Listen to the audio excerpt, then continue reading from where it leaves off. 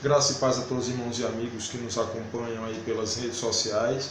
Nós estamos aqui, meus irmãos, mais uma vez para gravarmos mais um vídeo, tá, da nossa quarta lição. Estamos aí muito atrasados, tá? Houve um atraso aí na entrega das revistas da nossa EBD, da nossa igreja, né? Aqui em Campina Grande, Paraíba. E nós estamos hoje ministrando a lição de número 4. Apesar de que na nossa igreja já ministramos hoje, quer dizer, os irmãos que estavam lá ministraram a lição de número 6, tá?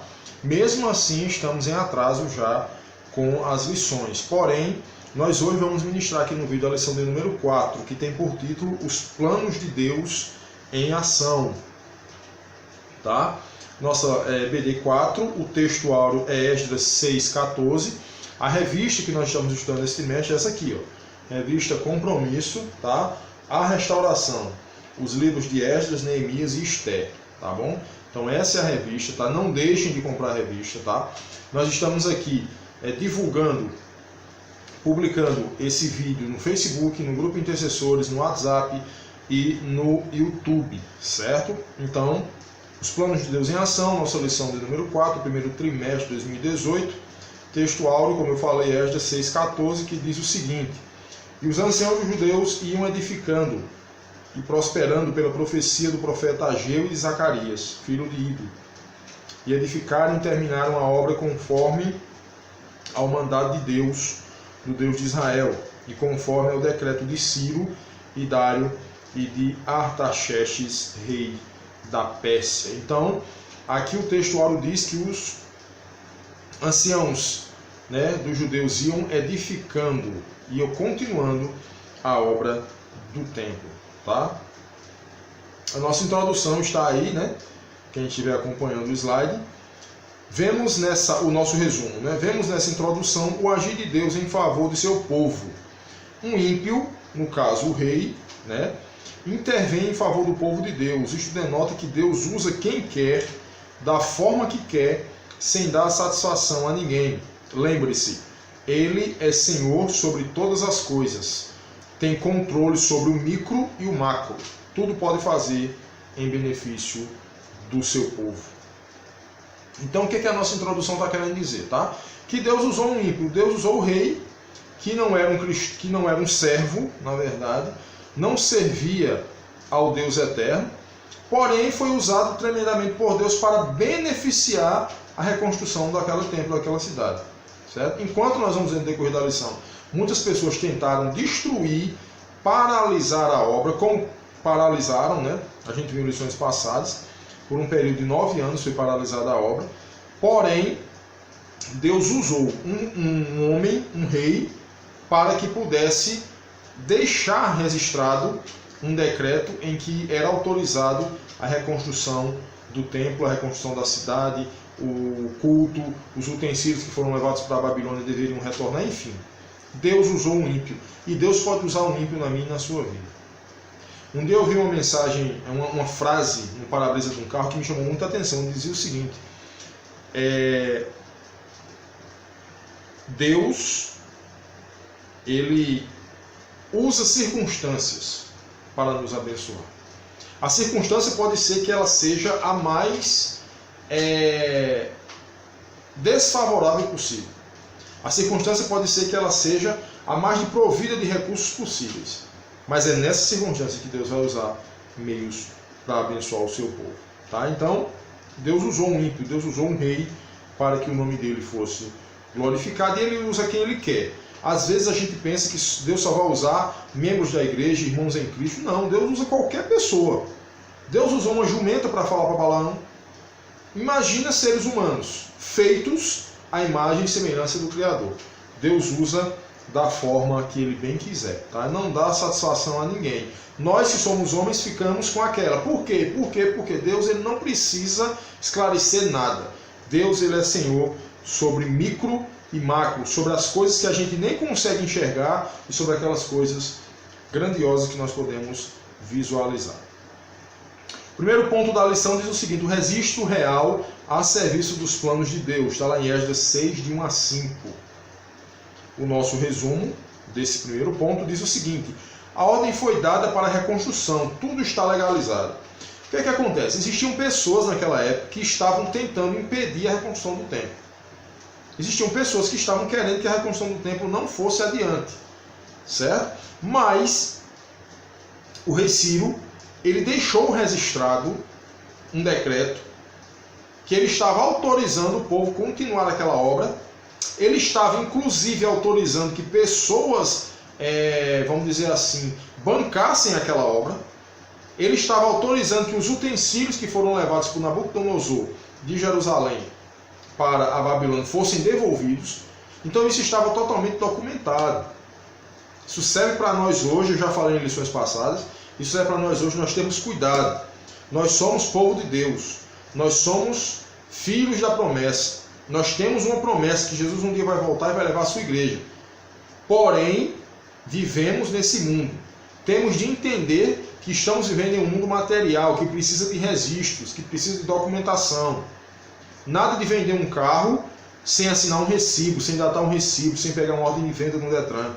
Nada de vender uma casa sem pegar toda a papelada necessária para estar regularizada. Temos de ter cuidado, porque podemos, em uma dessas situações, nos complicarmos e ser muito difícil aí de estarmos resolvendo a situação, tá? Aí vem a dúvida. Olha só, isso aqui é interessante. Como um povo recém-liberto do cativeiro tem a condição de reconstruir uma obra que, pelas medidas, olha as medidas dessa obra, 60 côvados de altura. Isto é, um côvado mede precisamente, aí, né, aproximadamente 0,45 centímetros. Tem uns que arredondam para 46. Mas vamos levar o ponto aqui de 0,4572 metros. Essa é a medida precisa. Ou seja, esta obra teria aproximadamente 27 metros, 432 centímetros de altura. Nos nossos dias atuais, uma obra nessa magnitude aqui teria de, no mínimo, ter um engenheiro. No mínimo, não. Teria de ter, no mínimo, como é que a gente chama, meu Deus? Um tecnólogo, né? Que é quase um engenheiro civil. Não é um engenheiro. Ele tem permissão pela graduação que tem para estar assinando plantas, se eu não estou enganado, de prédios até 4 andares, ou 3 andares, uma coisa desse tipo. Ele substitui um engenheiro nessa situação. Porém, nesse caso aqui, 27 metros de altura, teria de ter uma pessoa gabaritada e responsável. Nesse caso, nos nossos dias atuais, um engenheiro, né? Aí o que é que eu digo aqui? Deus nos coloca em desafios maiores que nós, para que dependamos dele. Meus irmãos, bota uma coisa na cabeça de vocês. Nós dependemos do Senhor. Não adianta poderes, não adianta governo, não adianta situação, não adianta. Não adianta nada. Nós dependemos do Senhor. O Senhor é aquele que muda tempos e estações. Ele pode mudar qualquer situação. Precisa somente que nós dependamos dele. Foi devolvidos os objetos de culto, como os utensílios de ouro que foram levados por Nabucodonosor para a Babilônia, garantindo assim o retorno do sacrifício, lembrando que tudo isso simbolizava o sacrifício de Cristo na cruz. Todos aqueles utensílios de ouro que foram levados por Nabucodonosor, todos eles simbolizavam simplesmente Jesus Cristo, o sacrifício que Cristo iria fazer na cruz do Calvário. O sacrifício de animais também foi descrito como aprovado pelo rei em sua carta, simbolizando mais à frente Cristo, que foi o verdadeiro sacrifício, o Cordeiro de Deus que foi morto pela humanidade. O sacrifício de animais era muito importante para a obra de Deus na época. Vejamos algumas peculiaridades do sacrifício de animais. A primeira delas era uma entrega. Não é troca ou qualquer tipo de barganha com Deus. A entrega é o ponto alto de quem oferece o sacrifício. Você está entregando a Deus. Você está ofertando a Deus aquilo que você tem de melhor. Uma coisa que eu gostaria de frisar nesse ponto aqui é o seguinte. Deus não nos dá nada que não preste. Deus, ele não nos dá nada pela metade. Deus, ele só nos dá e só nos presenteia com aquilo de melhor. E porque muitas vezes nós vamos ofertar a Deus a sobra, o resto, aquilo que não presta mais, aquilo que eu não utilizo mais, eu vou ofertar para Deus. Isso é um equívoco muito grande na cabeça de muitos crentes que existem por aí. Nós devemos ofertar ao Senhor aquilo que Deus ele tem nos dado de melhor. O que é que Deus deu de melhor a você? Primeiramente, a salvação. É o melhor presente, é a melhor coisa, a melhor dádiva que Deus nos deu foi a salvação em Cristo Jesus. Foi Jesus ter vindo morrer na cruz do Calvário por mim e por você. Isso foi o melhor presente que Ele nos deu. Porém, trocando em miúdos tudo aquilo que Ele nos dá diariamente. A alimentação, a saúde, a inteligência. Uma coisa que eu achei muito interessante um dia, um pastor falando, e eu nunca tirei isso da minha cabeça. O pastor disse o seguinte: meus irmãos, toda vez, ele falou dessa forma, que eu vou no banheiro e ali eu faço as minhas necessidades fisiológicas. Quando eu olho para dentro daquele recipiente e vejo aqueles dejetos, ele falou dessa forma, ele falou em outras palavras, eu glorifico a Deus, eu digo: Deus, louvado seja o teu nome. E eu fiquei sem entender o motivo do agradecimento, e ele explicou. Davi, é muito simples. Existem pessoas hoje que para defecarem precisa de uma bolsa ligada ao seu intestino. E Deus tem permitido que eu faça minhas necessidades tranquilamente. Tem pessoas que para urinar precisam de 3 ou de 4 em 4 dias irem extrair uma urina no hospital porque não consegue, a bexiga, a uretra está tampada, a bexiga está obstruída e coisa desse tipo. E Deus ele tem me abençoado com a saúde. Então, meus irmãos, isso é motivo de louvar e engrandecer a Deus. Deus nos dá o melhor. E muitas vezes para Deus nós estamos entregando aquilo que nós não precisamos mais. O segundo ponto é morte. Não existe sacrifício sem morte. Algumas carnalidades têm que literalmente morrer e deixar de existir para que Deus seja glorificado. Simboliza o quê? Que existem coisas na minha e na sua vida que precisam morrer, precisam ser extintas, precisam deixar de existir. Prostituição, adultério, fornicação, mentira, lascívia, glutonaria, enfim, bebedices, raiva, ira, tudo isso tem que morrer para que o nome do Senhor seja glorificado. Então, algumas peculiaridades do sacrifício nos traz à tona aquilo que eu preciso deixar, aquilo que eu preciso fazer morrer, mortificar os ossos membros que estão sobre a terra. A adoração, a verdadeira adoração nasce do amor e da gratidão. Seria o reconhecimento da felicidade e cuidado de Deus. A adoração é você adorar a um Deus que cuida de você. É você louvar e engrandecer um Deus que 24 horas por dia lhe abençoa. Ah, meu irmão, mas eu estou sem emprego. Ah, meu irmão, Deus está te abençoando mesmo sem emprego. Mesmo sem emprego, olha aí quantas vezes tu passou fome. Deus ele tem mantido a tua casa. Deus ele tem mantido você. O segundo ponto da nossa lição, Deus cumpre suas promessas. Está lá em Esdras 6, de 6 a 7. Vamos ver aqui o resumo. A resposta do rei foi muito dura para os adversários do povo de Deus. Retirai-vos de lá, parai de impedir a obra desse templo de Deus. Está lá no verso 6 e 7 do capítulo 6. Que é isso? Um ímpio disse: deixa esse povo em paz. Deixa esse povo reconstruir o templo deles. Deixa esse povo adorar o Deus deles. É isso que o autor está dizendo. É isso que a Bíblia está querendo dizer para a gente. Deus usou um ímpio, meu irmão. Por que Deus não pode intervir nessa causa que você está passando? Por que Deus não pode intervir nessa última palavra, entre aspas, que o médico disse: você não tem mais jeito, você está no estado terminal? Deus, ele controla o micro e o macro. Agora isso vai depender também da vontade dele. Se Deus ele permitir que aquilo aconteça na tua vida, você vai ter de passar por aquilo. Agora, cabe a nós continuarmos buscando a Deus da melhor forma possível. Cabe a nós acreditarmos que Deus é poderoso o suficiente para nos tirar daquela situação. Se ele vai tirar ou não, aí não é com a gente, é com ele. Mas nós precisamos entender que enquanto houver joelho, enquanto houver oração, enquanto houver clamor, enquanto houver buscar a face do Senhor, isso a gente tem que fazer. Lembram lá de Davi? O filho que Davi teve com Betseba, Deus acabou com o menino, Deus matou o menino. Mas a Bíblia diz que durante 7 dias Davi se vestiu de pano de saco, jogou cinza sobre a sua cabeça, não comeu, não bebeu, até o dia que ouviu, né, dos seus soldados, da sua guarda particular, que o menino tinha morrido. E quando ele teve a certeza que o menino morreu, a primeira atitude de Davi foi o quê? Levantou-se da terra, tomou um banho, trocou as roupas e foi se alimentar. Os seus soldados perguntaram: mas rei, por que tu passas 7 dias em clamor e pranto, e agora tu se levanta e come e bebe, enfim? Davi respondeu simples: enquanto a criança estava viva, eu tinha esperança que ela podia sobreviver. Deus podia ter misericórdia, eu me joguei nos pés do Senhor. Mas agora que a criança morreu, ela não vem mais a mim, eu que vou a ela. Ele quis dizer: um dia eu vou morrer.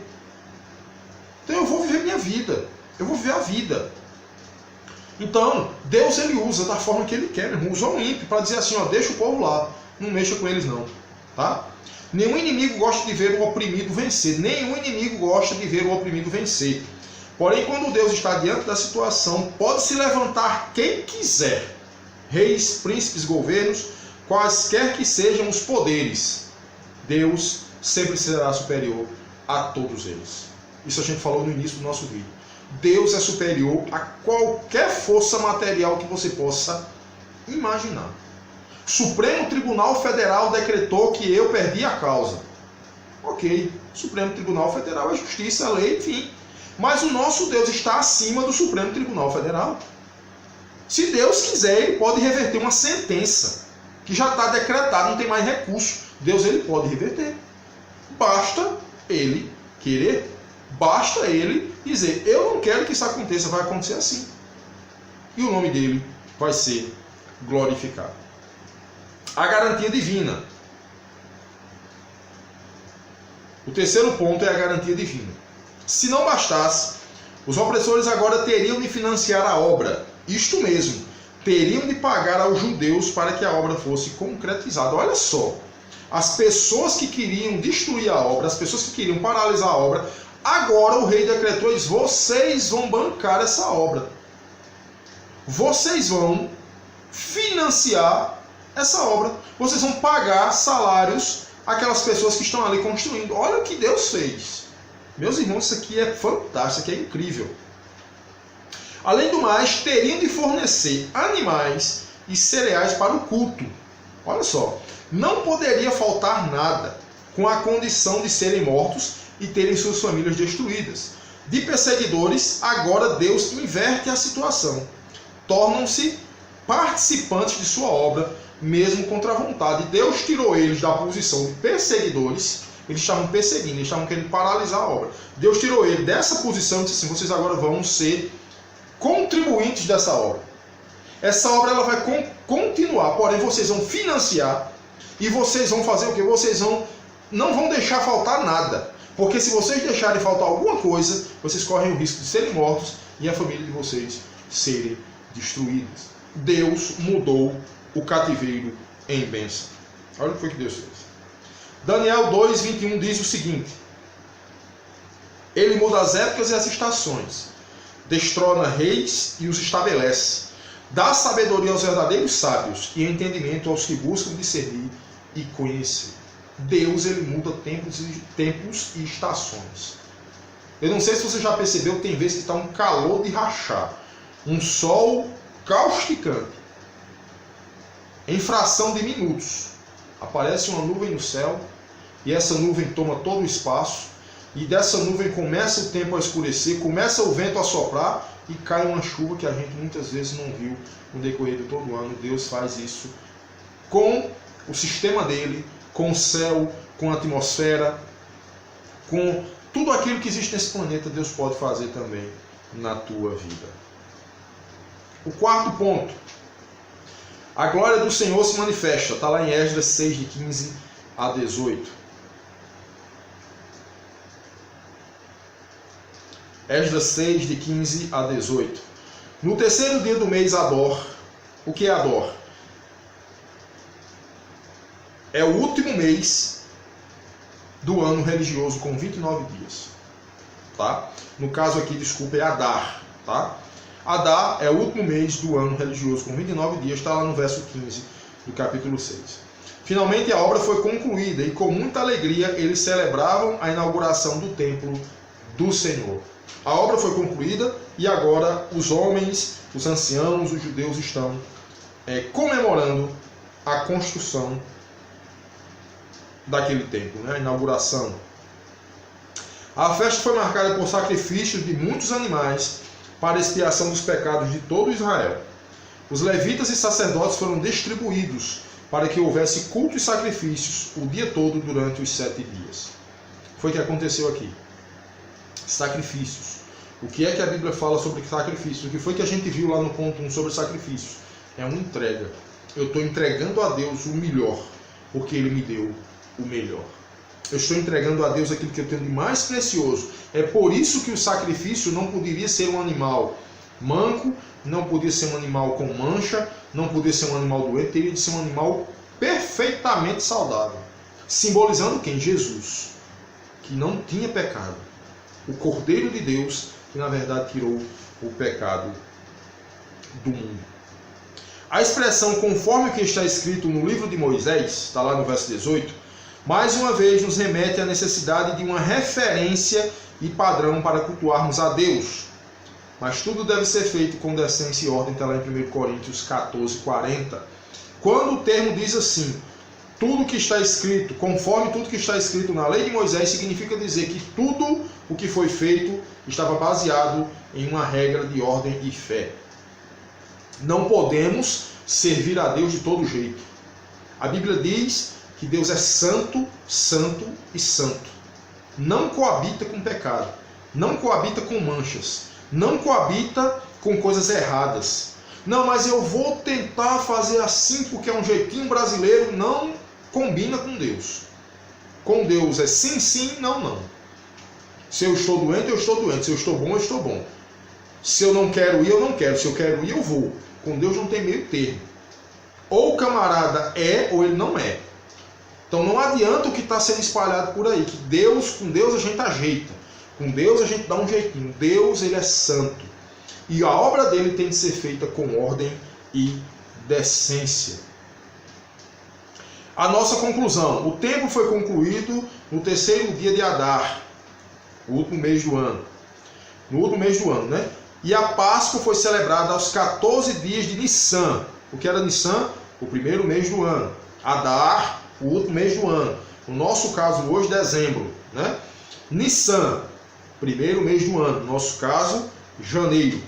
Ou seja, 41 dias depois da inauguração do templo, houve uma preparação maciça por parte dos oficiais do culto para que a Páscoa acontecesse esplendorosamente. Nenhum homem poderia aproximar-se do culto se trouxesse consigo restos de paganismo. O texto nos revela. O que é que o texto nos revela? A purificação maciça dos oficiais. Está lá no verso 20. A preparação espiritual dos líderes para a celebração foi muito importante. Só os purificados têm o privilégio de celebrar. O sangue de Cristo nos torna aptos para o culto. Para que nós possamos cultuar ao Senhor, precisamos examinar a nós mesmos. Eu estou com a vida digna diante do Senhor? Agora eu gostaria de deixar um recado aqui para você que está me vendo nessa hora. Tá? Isso também não é pretexto para você não se aproximar de Deus. Você pode estar me vendo agora e pode estar em pecado, você pode estar em adultério, você pode estar em prostituição, você pode estar em fornicação, você pode estar cometendo o pecado que for na sua vida.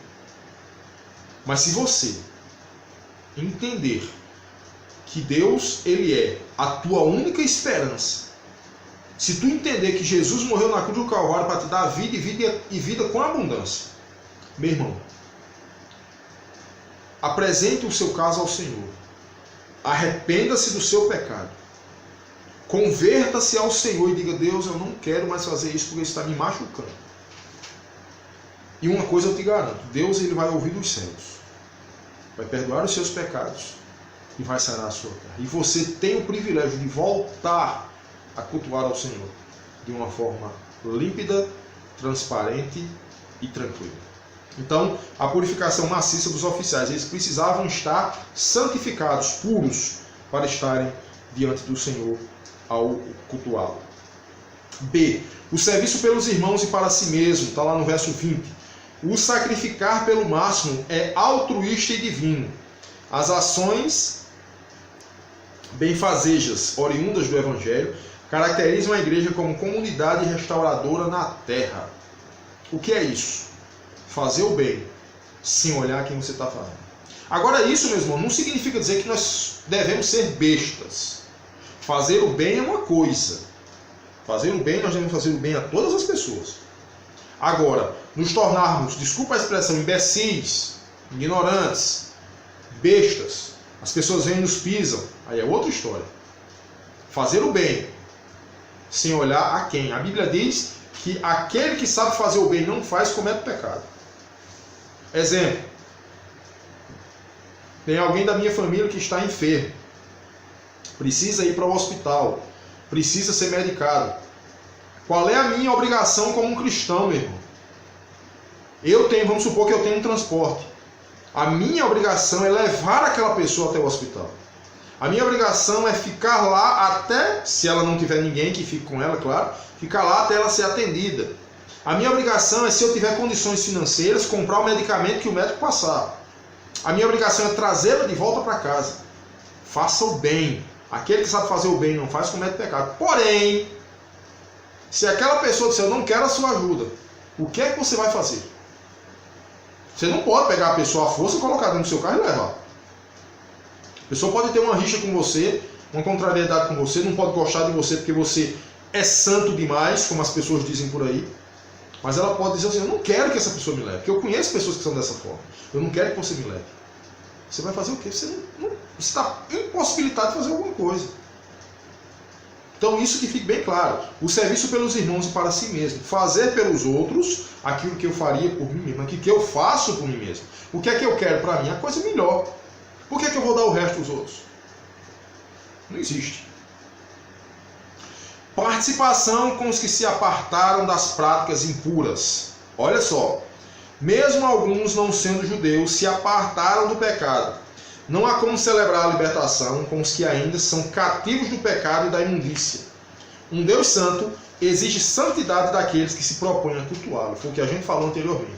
Um Deus que é 3 vezes santo. Isaías disse, né, que os querubins constantemente diziam, santo, santo, santo é o Senhor dos Exércitos. Um Deus que é santo não coabita com o pecado.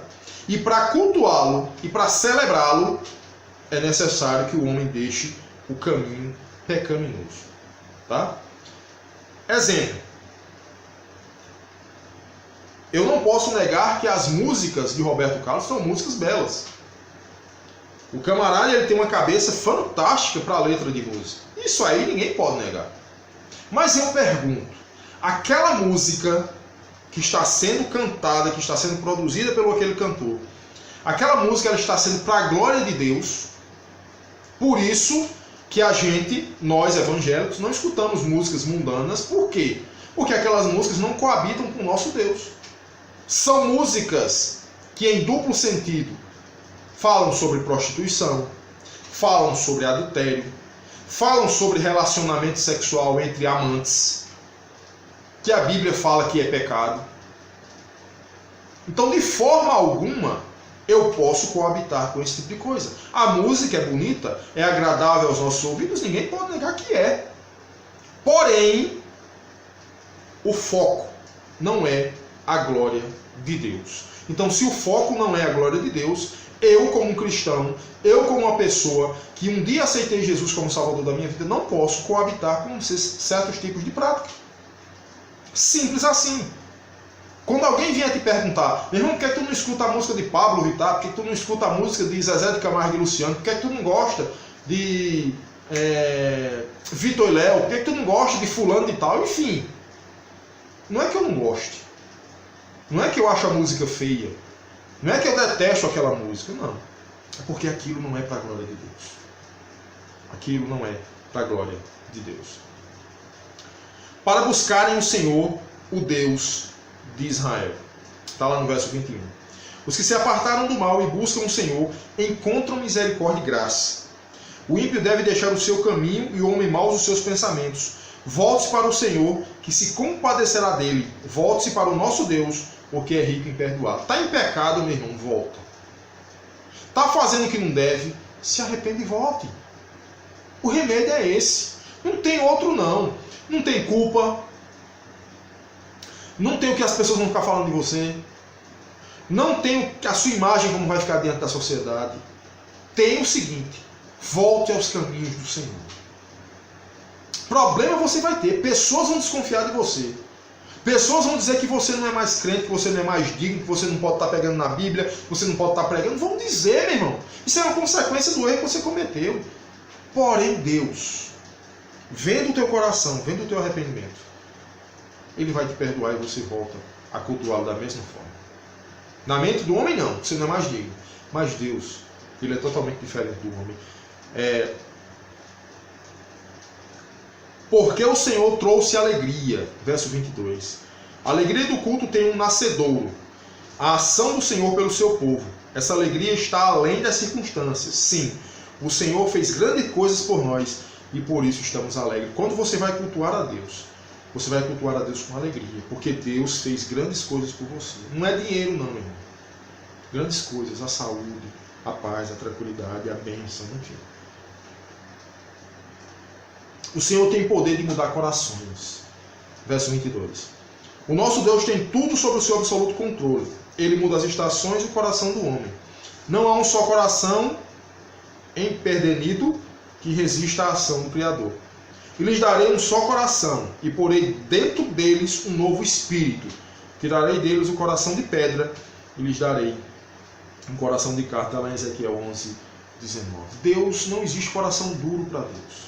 A Bíblia diz que a palavra de Deus ela é mais penetrante do que a espada de dois gumes, corta dos dois lados. Um gume em cima e embaixo. Quando ela entra, a Bíblia diz que ela vai na divisão de juntas e medulas. Ela faz totalmente a divisão. Quando o homem reconhece Jesus como Senhor, ele muda o coração dele. Paulo disse, aquele que roubava não rouba mais, antes trabalha para com as suas mãos ajudar ao necessitado. Deixa de fazer o errado para fazer o certo. Então, meus irmãos, essa foi a nossa lição de número 4, tá? Nós estaremos ainda hoje postando a nossa lição, se assim Deus nos permitir, a lição de número 5, para a gente adiantar aí os nossos vídeos, tá? A lição de número 5 tem por título A Boa Mão de Deus em Favor do Seu Povo. Deus nos abençoe, nós possamos ter uma vida que honra e glorifique o nome dele. Dá um like, deixa aí o teu gostei, compartilha esse vídeo para a honra e glória do nosso Deus. O slide da lição está aqui embaixo, compartilha isso tudo aí para a glória de Deus, que Deus possa nos abençoar.